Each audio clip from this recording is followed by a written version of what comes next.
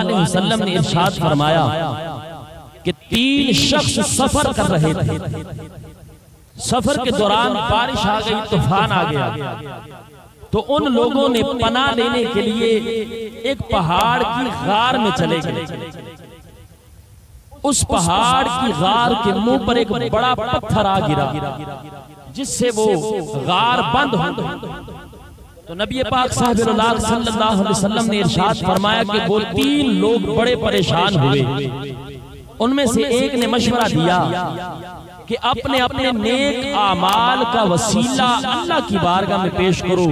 वो आमाल जो फकत अल्लाह की रज़ा के लिए किए थे, हो सकता है अल्लाह ताला उन आमाल का सदका हमें इस मुश्किल घड़ी से निजात दे दे। तो उनमें से एक शख्स ने अर्ज की, ऐ मेरे अल्लाह, तू जानता है मेरे बच्चे छोटे हैं और मेरे वालिदैन बूढ़े हैं, मेरे माँ बाप बूढ़े हैं, कमजोर हैं। तो मैं दिन को सारा दिन बकरियां चराया करता हूँ और मैं रात को जब दूध पेश करता हूँ तो सबसे पहले अपने माँ बाप को पेश करता हूँ, फिर अपने बच्चों को दूध पिलाता हूँ। एक दिन एक दरख्त की वजह से ताखीर हो गई, मैं घर लेट पहुंचा। तो जब मैं घर लेट पहुंचा तो मैंने दूध लिया और अपने वालिदैन के पास गया तो मेरे वालिदैन सो चुके थे। अब अगर मैं वालिदैन को जगाता तो ये भी मैंने अच्छा ना समझा, और अगर अपने वालिदैन से पहले अपने बच्चों को दूध पिलाता तो मेरे अल्लाह ये भी मैंने सही ना समझा। तो सारी रात मेरे बच्चे मेरे पाँव में बिलखते रहे, रोते रहे, मगर मैंने अपने बच्चों को अपने वालिदैन से पहले दूध नहीं पिलाया। ऐ मेरे अल्लाह, अगर तू ये समझता है कि मैंने ये तेरी रज़ा के लिए किया है तो इस पत्थर को इतना हटा दे कि हम आसमान को देख सकें। सरकार ने फरमाया उसकी दुआ कबूल हुई और अल्लाह ने पत्थर को इतना हटा दिया कि जनाबे वाला उसमें से आसमान नजर आने लगा, मगर वो निकल नहीं सकते थे।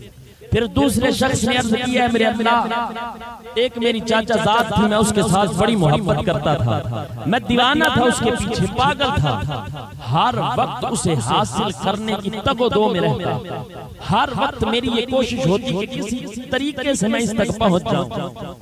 एक साल मैं उसके पीछे रहा, फिर मैंने उसके साथ बात की कि मैं तेरे तक पहुंचना चाहता हूं, तुझ पर कुदरत हासिल करना चाहता, तुझसे मिलना चाहता तन्हाई में। तो उसने 100 दिनार की शर्त रखी। मैंने बड़ी मुश्किल से वो 100 दिनार इकट्ठे किए, उसे दिए, और जब मैं उसके ऊपर कुदरत मुझे मिल गई, और एक रवायत में आता है कि जब मैं उसकी दोनों टांगों के दरमियान पहुंचा तो उसने मुझे कहा, ऐ बंदा खुदा, अल्लाह से डर और न हक मोहर को ना तोड़।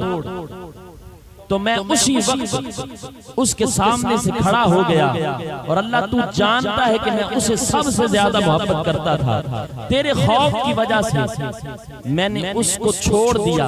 मौला, अगर तू ये समझता है कि मैंने तेरी रज़ा के लिए ये काम किया है तो मौला इससे इस मुश्किल घड़ी से, इस पत्थर से हमें निजात अता फरमा। हुजूर ने फरमाया कि वो पत्थर थोड़ा सा और हट गया, अभी वो इतना नहीं हटा कि वो तीनों रास्ते से निकल सके। फिर तीसरे शख्स ने अर्ज की, मौला, मैंने एक पैमाना चावल की एवज एक मजदूर रखा था, और जब उसका काम मुकम्मल हो गया तो मैंने उसको वो चावल दिए, एक पैमाना, तो उसने लेने से इनकार किया और मुंह फेरा और चला गया। काफी अरसा गुजरने के बाद वो शख्स जब मेरे पास आया तो उस वक्त मैंने उसके चावलों को ज़राअत में इस्तेमाल किया, कारोबार में इस्तेमाल करता रहा, और वो उसका जो पैमाना चावल थे, जो उसका हक था, वो बढ़ता गया। तो उसने मुझे कहा कि मुझे वो मेरा हक दो जो मैंने तुम्हारी मजदूरी की थी। तो मैंने उसे कहा कि वो गाय भी ले जा और वो गाय का चरवाहा भी ले जा। तो वो कहने लगा, है बंदा खुदा, मेरे साथ मजाक ना कर। तो मैंने उसे कहा कि ये तेरा है, तू इसे ले जा। मैंने तेरे वो जो पैमाना चावल था उसे इस्तेमाल करता रहा, और वो बढ़ता गया, और ये सब कुछ तेरा है, ले जा। तो वो सब कुछ ले गया, उसने कुछ भी न छोड़ा।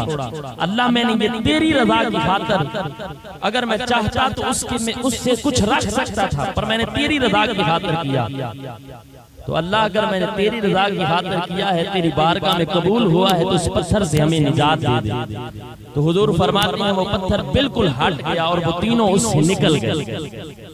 मैं ये बताना चाहता हूँ, अगर आमाल का वसीला अल्लाह की बारगाह में दिया जा सकता है, तो जिस नबी के सदके से आमाल करने का तरीका पहुंचा है हम तक, भाई कुरान मिला नबी के सदके से, नमाज मिली नबी के सदके से, रोजा मिला नबी के सदके से, हज मिला नबी के सदके से, सदका देने का तरीका आया नबी के सदके से, ज़कात देने का तरीका आया नबी के सदके से, हर अमल खैर हमको मिला नबी के सदके से। कुरान भी मिला तो नबी की वजह से, रहमान भी मिला तो नबी की वजह से। जब आमाल का वसीला अल्लाह की बारगाह में मुस्तजाब है, तो फिर जिसके सदके से आमाल मिले हैं उस नबी का वसीला भी अल्लाह की बारगाह में कबूल है। अगर आमाल का वसीला दिया जा सकता है, फिर आमिना के लाल का वसीला भी अल्लाह की बारगाह में दिया जा सकता है।